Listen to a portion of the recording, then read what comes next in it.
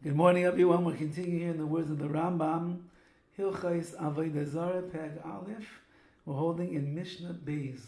We spoke last time about the Nevi'ei Sheker, the false prophets who came along and claimed that HaKadosh Baruch Hu is the one that spoke to them and told them to up the level in which they were serving the stars, the moon, and the sun.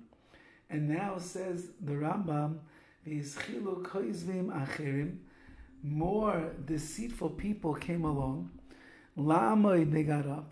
V'loimar, and they said, Sha'akoichev atzmai ayagagal ayamalech diber imahim. And they said, it's not Hashem that spoke to us and gave us this nevuah, this prophecy. Rather, the star itself, or the celestial being, or an angel came and spoke to us. V'amar lehem, and told us, Avduni bekach v'kach, serve us like this and like that. V'hidialem derech avidasai, and they taught us the way of service. V'asu kach v'al tasu kach, they said you should do like this and don't do like that. Upashet davar zeh b'kol ha'olam, and this whole new way of serving the stars and the moon and the sun and the like began to spread out across the entire world. They were serving these graven images with bizarre types of service. Zumizu, one from the other. Then they brought them korbanos, sacrifices, and they bowed down to them. So at this point, says the Rambam, the world is taking a turn for the worse. The people are no longer relying upon HaKadosh Baruch Hu to be the source of the Avodah Zarah. They're now relying upon the Avodah Zarah itself to be the source of how we're going to serve it, bow down to it, build sanctuaries, offer sacrifices, and the like. And says the Rambam, B'chol ha'olam, in the whole world, this thing spread. Everybody was doing it. V'keven sha'archu hayomim, and the generations continued on. Nishtaka Hashem hanichbar v'anoira, the awesome and the honorable and the mighty name of Hashem was forgotten. Mipi kol hayakum, from everyone in the world. Umidaitim, from their minds. V'lo yikiru, and nobody recognized Hashem anymore. Here is the rocket ship totally off course. It started small. It started with one tiny little misequation, which is that the people believed for some reason or another in their subconscious or their conscience that we have to distance ourselves slightly from HaKadosh Baruch Hu. And so they began to praise his ministers in the sky. And then it went into false prophets. And then it went into the koizvim acherim, the worst false prophets who claimed that the stars were speaking directly to them in prophecy. And now we get to a place, the name of Hashem is forgotten from the entire universe. V'lohi kiru, nobody could recognize Hashem anymore.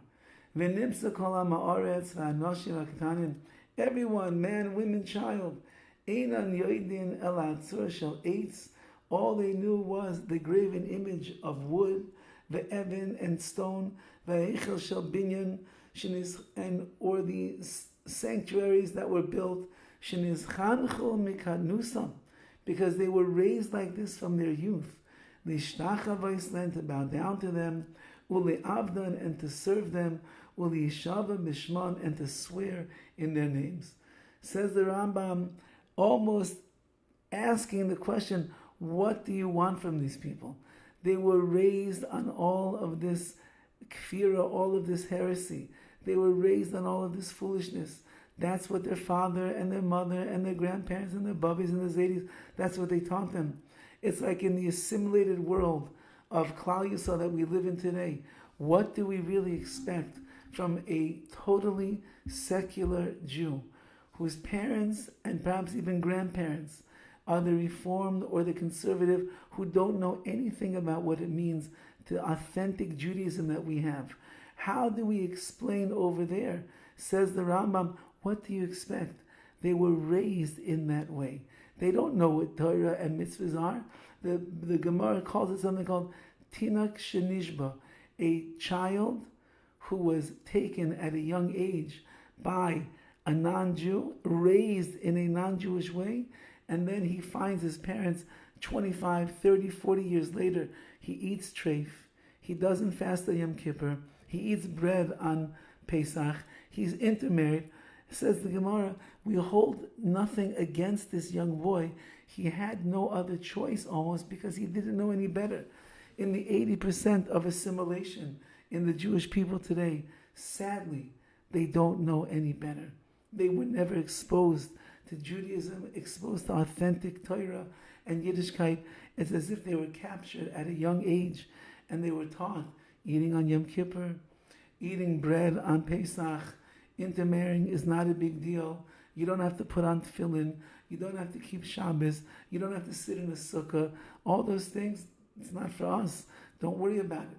And therefore, the RAMBAM is saying the same thing over here at this point in history.